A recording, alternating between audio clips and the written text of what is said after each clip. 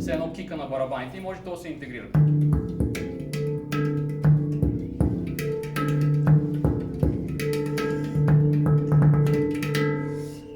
Относно перкусионните звуци има един, който се казва так. Той е между нотите, между кръгчетата и звучи, може да се интегрира по този начин.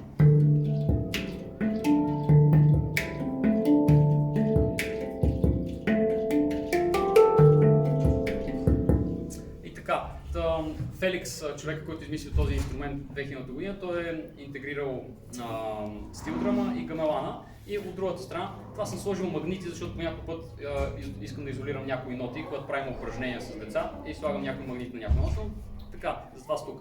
Тук е сложил индийския гатам или уду, което е пак си е перкусионен инструмент. Някои хора ги комбинират, нали? Това вече си е въпрос на... Да, кой? Моля?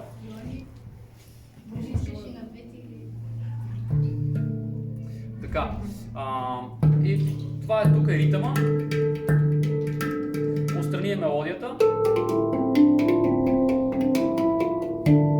и съответно може да свирим и хармония.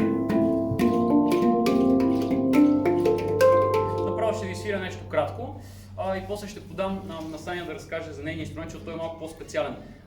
Интересно при тези инструменти е, че ги правят майстори. В началото, както Асен сподели в Швейцария, като той е бил, един човек ги е правил само в цял свят и му отиваш в къщата и той те разпитва защо искаш да го купиш, едва ли не те интервюира, за да ти го продаде. Вече не е точно така, защото има майстори от цял свят, но пак за да вземеш хубав инструмент, трябва да, не знам, понякога може да се опариш с различни виловете. Този е много интересен нейния, тя ще ви разкаже. Тези повечето са настроени в ре.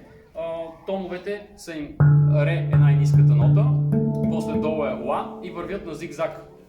Сложил съм тук един магнит, защото двойката в някои упражнения изпускаме. Иначе върват така. Център, 1, 2, 3, 4, 5, 6, 7, 8 и са ре, ла, си бемол, до, ре, ми, фа, сол, ла.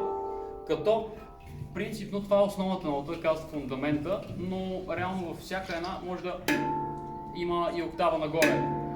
Тоест, но това е като някакси като вече свикнеш си инструмента, може да изкараш още нюанси от него. Ще свира нещо съвсем кратко, за да чуете разликата, примерно този и този, те са от различен майстор и са от различна стомана. Най-често използва стомана с различни видове примеси, но този примерно от титании. Скъпи ли са? Средно вървят от 1500 до 10 000 лева. Може да се намерят по някакъв път и някои по-евтини, но доста често не са тонирани, т.е. са out of tune от всякъде някои. И така.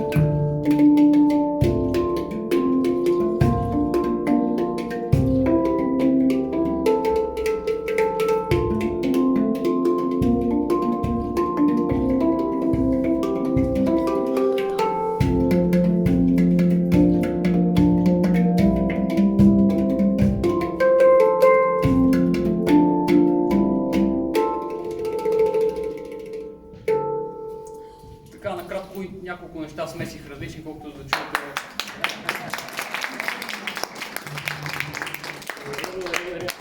Просто за да чуете как звучат различните тембри, като има ноти отдолу, има различни така, но всъщност сега ще чуете при нея звучи много интересно също тези ноти отдолу. И така. Добре, това е за сега, ако искаш ти продължи, после ще минем към другата Аз само част. ще вметна, нали, първите оригинални хандпани, които са от Швейцария, те още взето са имали една централна нота и 8 отстрани, общо 9. Обаче след като нещата така се развиват, сега майсторите почват да правят, нали, с доста повече, както и Бъни има един с доста... Реално аз преди имах два хендпана, които трябваше, нали, да носа два, да имам един тук и тук. Сега вече мога още да си нося един това ми е достатъчно. Като тук този интересно е, че има още два такива динга допълнителни. Вече могат да слагат по 2 динга, 3 динга. Казват им циклопи, защото, нали, тук има малко изтеглено от центъра, окото и така. Общо взето това е така, което нали, как се развиват нещата в днешно време. Има и с по 21 ноти, може да се намери тотално хроматична, хроматичната скала, всички ноти, нали, да ги имаме, понеже реално, нали, въпреки че са 9 ноти в оригинала, някои от тях се повтарят, просто са, нали, по-високи и по-ниски. И тук, нали, предизвикателството на този инструмент, като го имаш дълго време, какво да направиш така, че да звучи различно, и почваш да нищиш всякакви такива звучета, които не са, нали, първоначално не ги знаеш. И реално се намират. Това си е една така голяма вселена и доста неограничена. Във всеки инструмент ограничението е по-скоро, нали, човека, отколкото съм инструмент. Добре, и аз сега ще ви направя една малка демонстрация. Това ми е много нов инструмент, буквално преди 2 дни го, нали, ми го докараха и още му свиквам. Той е в, казват му румънски хиджаз, т.е. има така една арабска нотка, но е също и по-към балканските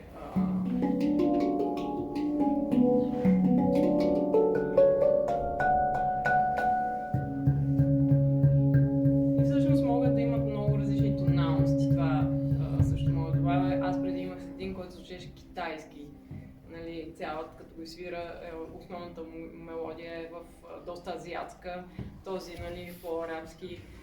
Като имаш много ноти, можеш да комбинираш, нали, минорни, мажорни и така да правиш различни настроения.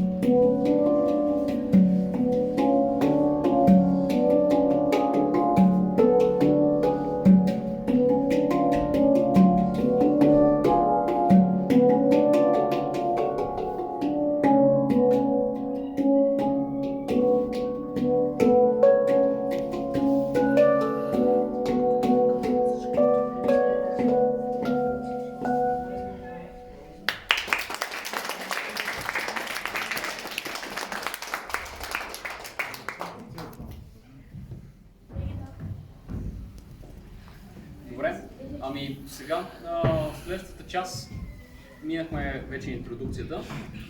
Мисля да опитате вие, само че така както сте седнали един за друг, може би инструментът, като го сложите в скута си, ще се опира отпреде. Може да помислим... Ами... Да провериме, но мисля, че няма да лиши мястото. Малко е тук. Това се получава. Да, вижте, по-скоро ще ви предложа този вариант, ако изчакате... На земята ли става? Да. На земята. Ако искате изчакате само, стойте се още една секунда, да ви дам защото малко като вземете един инструмент и ще стане много шумно. Да ви дам общите инструкции първо. След малко като дойдете, ще наредите на един инструмент е така в две редички и примерно единия ще седне така, че единицата, те имат цифри, единицата да е към него, а пък другия човек ще седне от среща, ето така, и ще може да се редувате. Едно от упражненията, които ще правим е единия да свири на ритъма, т.е. единия седно да е барабаните, а другия да свири мелодията с тези и после да се сменяте. И така, да, като също другото упражнение, което ви препоръчвам да опитате, е да минете без да повтаряте ръка, примерно аз почвам и отивам към Саня до 8 с стъпките 1, 2, 3, 4, 5, 6, 7, 8, после тя отива на... И така да направите няколко връзки, след това да опитате с по две ноти, също упражнение да го опитате на триоли. И така малко за разгрявка, вие също имате различни упражнения, които знаете от барабаните или ксилофон, които може да интегрирате вътре, но да приемем една част за загрявка, която ще засека да е 10 минути, разсвирване, след което аз ще пусна от тук от колоната музика, която съм подготвил, да свириме заедно по нея и в последната част просто ще опитаме да бъдем в синхрон. Вие може би ще сте малко повече от инструментите, които имаме, така че ще направим една размена. Да, всъщност, Ядвин, имате ли въпроси? Кажи. С кои пръстите? Сега ще обясним как точно става удара, защото това е много важно също да се разбере. Добре, освен за пръстите, някой друг има ли въпроси за нещо за... Защо са просто различни цветове? Добре, цветовете, друго? Защо инструментите, нали, отгоре са с ето такива, а отдолу има дупка? Ами аз в началото обясних, няма дали беше тук. Отгоре е интегриран индонезийски инструмент гамелан, който той представлява точно като това отгоре, което е едно като малки гонгчета. А пък това отзаде е друг инструмент, който е индийското удо или гатам. И фактически те са направени като хибрид. Това е инструмент в един. Да, даже три може да кажа. Относно цвета, той самият метал по някой път е от различен цвят, и майсторите по някой пъти те си пробват различни вариации, така че относно удара с ръка, в най-добрия вариант участват всичките пръсти. Мисля, дори може да се правят, ако най-важно е да се отпуснати пръстите и рамената и малко да го приемате като танц с китки и с пръсти. Тук се свири, както на ксилофона, ползвате палки, тук това са нашите палки. В първия вариант, в тази ръка имам две палки. Едната ми е палец, другата ми е показалец. И ето как става. Имам две палки и в момента свира така. Обаче в следващия момент може да включите и средния пръст. И така стават само три палки, после и другите пръсти. И реално може да използвате всичките пръсти. Дори. Така че отговорът е с всички пръсти може. При някои хора в началото тръгва само палеца и с другите не могат да изкарат звук. При някои хора интересно тук е, че трябва да удара да е много бърз и къмшичен. Ако задържим малко, ще мютнем звука, но вие това го знаете от ксилофона според мен. Ще приглушите звука. Да, така че удара е много къмшичен и къде е той, като в зависимост как сте седнали, да, това е добро упражнение, нали, за да се отпуснат пръстите, защото тук най-важно е да са релаксирани пръстите, няма сила. Ако удряте много силно, той инструмента почва да преграква и да премодулира, така че по-скоро е нежно и отпуснато. И ударите са, най-грубо казано, около тези цифрички, като имаме един преход между тройката и петицата, ето както сложим ръката, за да може почти без да мърдаме ръката да вземе на две ноти, а после едновременно. И съответно на двойката и на четворката. Естествено, те, които са и най-далече, тя ги свириме с показалци с върха, след тази фаланга, мекичката. Дори не ми трябва да ги виждам. Просто докосвам и знам, че след трябва бъде тази нота и удрям. тук няма нужда палци, защото си ме много далеч, трябваше да си протегна ръката. Търсим най-късите разстояния. Добре, ти искаш ли да добавиш нещо за звукоизличането? Ами, да, аз това, което много хора им помага да го разберат, защото като, нали, приглушим така звука и нали, имаме идея все едно, че удряме инструмента, обаче ако по-скоро мислим, че си махаме ръката от него, защото ние много бързо, все едно пари, представяш, че това е една печка пари и буквално само е така лекичко докосваш и веднага махаш пръста. Това е. Трябва да е много леко да не се задържа. Сега като го питате, вече ние ще сме между вас и ще наблюдаваме процеса и ще ви даваме повече насъд. Добре, ами едната редичка ще направим ето тук на така, другата ето така. Може ли Окей? да е този? Моля? Може ли да е този? Може да, само да настанете се ето така с този ми инструментите. Ние сега ще ги погледнем. Чакайте да